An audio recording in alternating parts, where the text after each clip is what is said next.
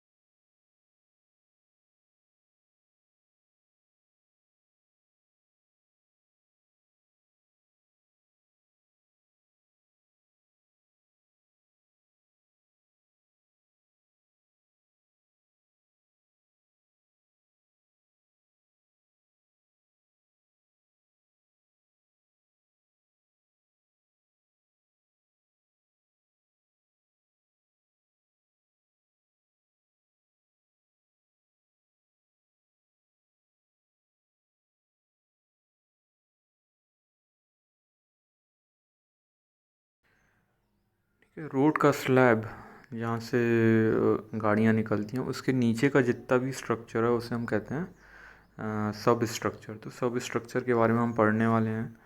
अब सब स्ट्रक्चर जो है, ये रहा सब स्ट्रक्चर। किसी भी संरचना को मुख्यतः दो भागों में विभाजित किया जाता है। एक भाग जो भूमि तल के ऊपर हो तथा दूसरा भाग जो भूमि तल के नीचे हो। पुल की अधिरचना इसकी अधः-संरचना पर आधारित होती है।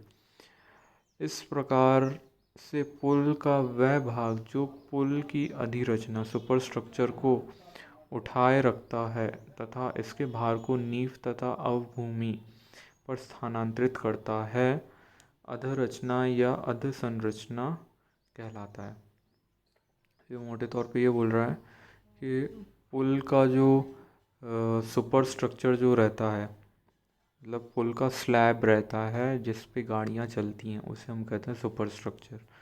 और स्लैब को सपोर्ट करने के लिए नीचे कॉलम दिए रहते हैं, उन्हें हम कहते हैं पियर। और नीचे फाउंडेशन वगैरह दिए रहते हैं पियर के।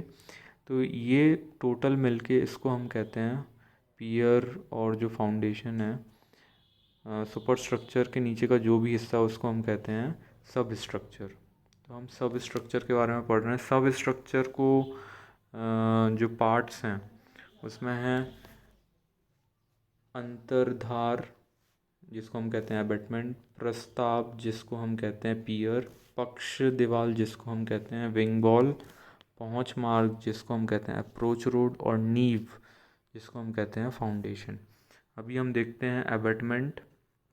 अबैटमेंट क्या रहता है कि जो सबसे पहला जो ब्रिज जो रहता है, उसमें सबसे पहला जो कॉलम जो रहता है उसे हम कहते हैं अबैटमेंट। तो अबैटमेंट लिखा है अंत प्लस आधार, अर्थात जो आधार पुल के अंत में यानी दोनों सिरों में हो उन्हें अंत आधार कहते हैं। स्मरण रहे कि किसी भी पुल में अंत आधार की संख्या केवल दो ही होगी। अब जैसे जो भी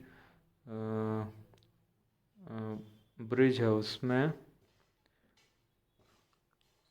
दो सिरे ही रहते हैं, तो इसलिए दो ही अबैटमेंट रहेंगे।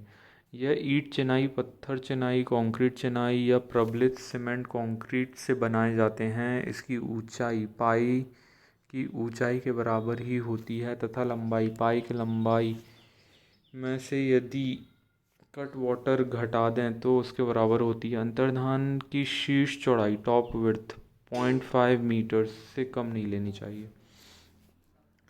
अंतर्धान का मुख्य कार्य निम्नलिखित है। पुल की अधिरचना को उठाए रखना, पुल की अधिरचना के भार को नींव पर स्थानांतरित करना, पुल संरचना के लिए निर्माण तल बनाना, पुल का जल मार्ग एवं लंबाई निर्धारित करना, पहुंच मार्ग की भराई की गई मिट्टी को प्रतिधारित या रिटेन करना, पक्ष दीवार की सुरक्षा करना।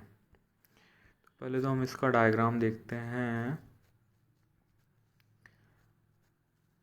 ये जैसे हम ये देखते हैं ये डायग्राम, इसमें ये जो आखिरी जो हिस्सा है ये इसको ये बोला गया एबैटमेंट। तो यहाँ पे एक ये है और एक ये है, तो दो एबैटमेंट रहते हैं। एबैटमेंट का काम क्या है, ऊपर के जो सुपर स्ट्रक्चर है उसको सपोर्ट करना, उसका लोड नीचे मिट्टी में ट्रांसफ़र करना, फिर जो विंग वॉल है उसको सपोर्ट प्रोवाइड करना।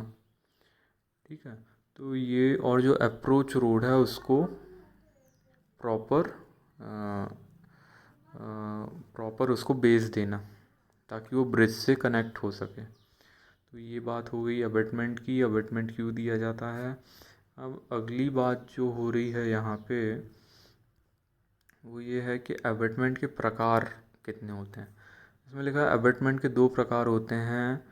पहला अबैटमेंट विदाउट विंग वॉल, दूसरा अबैटमेंट विद विंग वॉल। तो अबैटमेंट विंग वॉल के साथ भी हो सकता है, विंग वॉल के बिना भी हो सकता है। विंग वॉल जो है अबैटमेंट के साथ दी रहती है ताकि मिट्टी का जो कटाव है तट पे उसको रोका जा सके। ठीक है, अब अबैटमेंट विदाउट विंग वॉल, जिसमें विंग वॉल नहीं है वो कितने प्रकार के रहते हैं। Abutment without wing wall which include straight और T abutment. This type of abutment is suitable when the banks